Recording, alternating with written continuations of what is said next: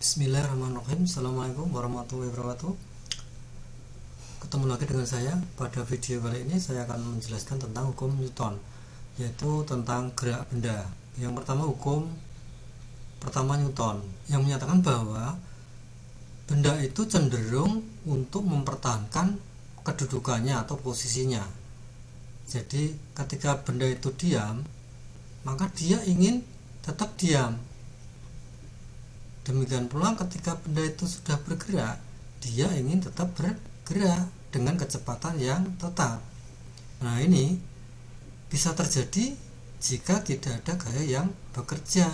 Jadi misalkan ini ada balok diam di atas lantai, diam akan tetap diam jika tidak ada gaya yang bekerja, tidak ada gaya yang mengganggu, kan tetap diam. Kalau sudah bergerak, misalkan ini ada bola bergerak dengan kecepatan v, maka dia inginnya bergerak terus dengan kecepatan v juga. Jadi bola yang bergerak dengan kecepatan v ini akan tetap bergerak dengan kecepatan v jika tidak ada gaya yang mengganggu. Tapi kenyataannya bola yang menggelinding dengan kecepatan v ini nanti akan berhenti. Berarti tentunya ada gaya yang mengganggu atau gaya yang bekerja pada bola ini, yaitu gaya gesek. Dengan apa? Ya, dengan lantai, ya, dengan udara. Nah, ini bergesekan sehingga menyebabkan bola berhenti. Sehingga nanti hukum 1 Newton itu definisikan seperti ini. Jika tidak ada gaya, jadi artinya jumlah gaya-gayanya itu 0, ya, tidak ada gaya yang bekerja pada benda, maka benda yang diam akan tetap diam, yang bergerak akan tetap bergerak dengan kecepatan tetap, ya. Itu hukum 1 Newton, ya. Sekarang kita nah, definisi ini bisa nulis dengan jika sigma f ini sama dengan 0. Ini artinya tidak ada gaya, ya, tidak ada resultan gayanya, atau sigma f nya sama dengan 0, maka yang terjadi bendanya akan diam atau bendanya akan bergerak lurus beraturan. Jadi kalau ada sigma f sama dengan 0 atau gaya yang bekerja pada benda itu sama dengan 0, maka kemungkinan benda itu kalau tidak diam, ya, bergerak lurus beraturan. Contohnya penerapannya dalam kehidupan, misalkan ketika ada orang yang bonceng sepeda motor, kemudian motornya tiba-tiba dijalankan, apa yang terjadi? Nah, dia akan jatuh ke belakang karena dia inginnya mempertahankan diamnya itu, posisinya ingin dipertahankan. Orang yang berada di dalam mobil yang sedang melaju, jika mobilnya kemudian direm, maka yang terjadi apa? Orang itu tubuhnya akan terdorong ke depan. Nah, maka itu sopir biasanya diwajibkan atau dianjurkan untuk menggunakan sabuk pengaman. Hukum 2 Newton gambarannya seperti ini. Jika ada orang mendorong almari misalkan dengan gaya F, almarinya masanya M, maka yang terjadi apa? Lemarinya akan bergerak mestinya memiliki apa? Memiliki percepatan. Nah, dalam hukum 2 Newton ini akan dibahas hubungannya apa antara gaya dan percepatannya, hubungannya bagaimana. Demikian pula dengan masanya lemari, ya.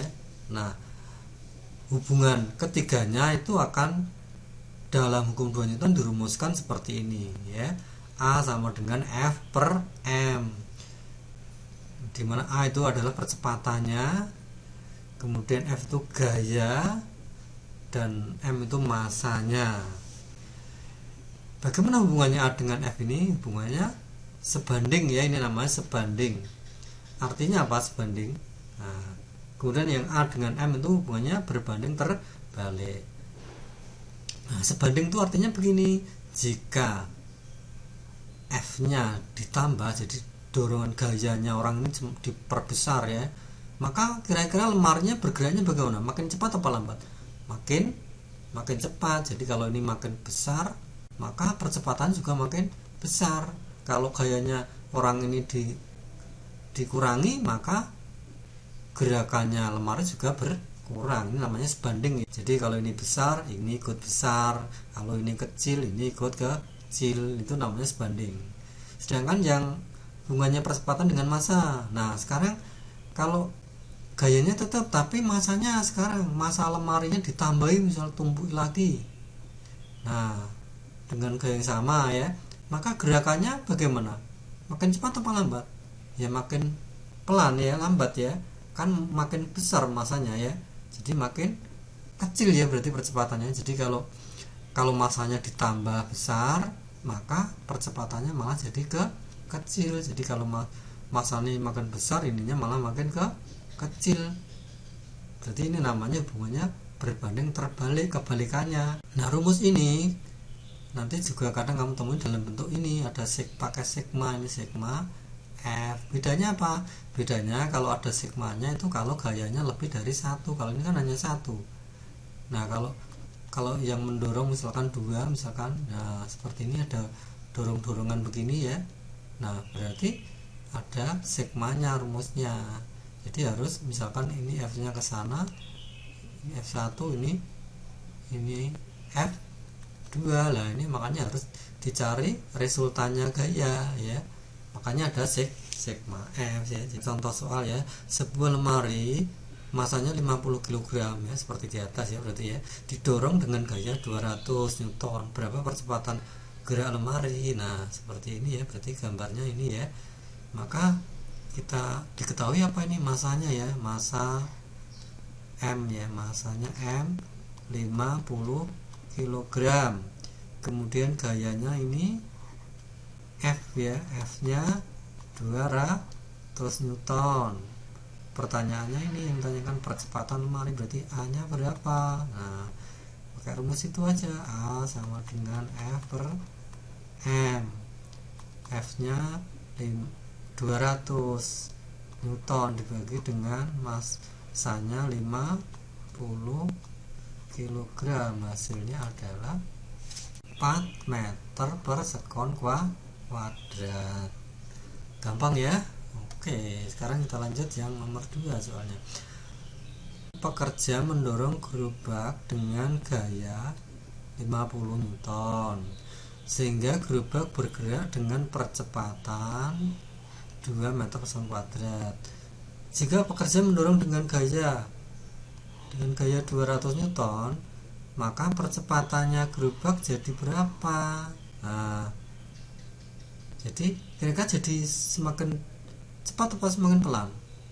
Mula-mula gayanya 50, sekarang gaya didorong, sekarang gayanya ditambah jadi 200 Newton, kira-kira makin cepat atau lambat? Iya makin cepat. F1 misalkan 50 Newton ya, kemudian ini percepatannya A ya, berarti A1 ya, 2 meter per sekon kuadrat. Kemudian jika pekerja mendorong dengan gaya, nah ini gaya yang kedua, berarti tadi kan gaya yang pertama, sekarang gaya yang kedua 200 Newton. Yang ditanya sekarang ada lagi nih variabel percepatannya berapa, berarti A nya yang kedua berapa. Karena masanya kan sama ya, masanya gerobak baik mula-mula mula-mula dengan yang kedua itu sama masanya, maka ini kita bisa mencari masanya dari sini ya. Masanya berapa ini? F per A 50 dibagi dengan 2, hasilnya 25 kg. Gerobak yang kedua berapa masanya? Sama kan ya, berarti masanya sama yaitu 25 kg, maka A nya iso dihitung, A2 sama dengan F2 per M sama dengan 200 dibagi dengan 25, hasilnya adalah 8 meter per sekon kuadrat ya. Atau cara yang lain begini, kamu pakai pastikan aja M nya sama ya, berarti kan M1 sama dengan M yang kedua. M itu kan rumusnya apa? F1 per A1, yang kedua ya F2 per A2 ya. Terus dimasukkan ya, F1 nya 50 50 dibagi dengan A1 nya 2 sama dengan F2 nya 200 dibagi dengan A2 nya dicari. Kalau mengerjakan ini caranya bagaimana? Nah, ini kamu bagi juga boleh langsung 50 bagi 2 berapa? 25 sama dengan 200 dibagi dengan A2. Ini kan sama saja begini toh, per 1 gini ya. 25 kali A2 berarti 25 A2. 1 kali 200 sama dengan 200 ini kali ya. Berarti A2 sama dengan 200 bagi 25 ya.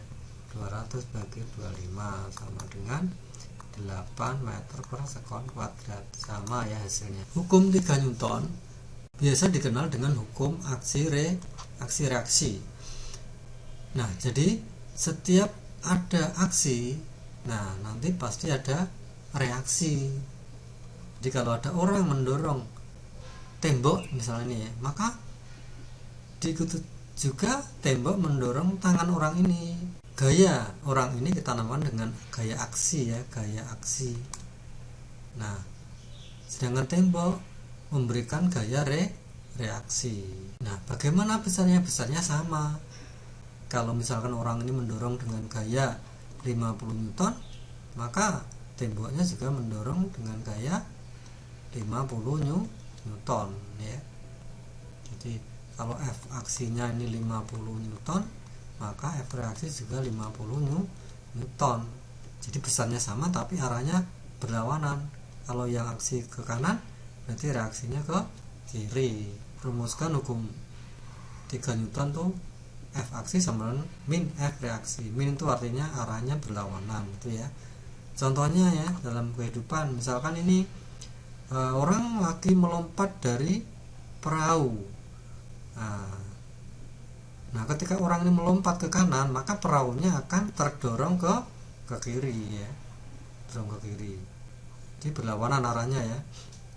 Ada lagi contohnya ini kepakan sayap burung.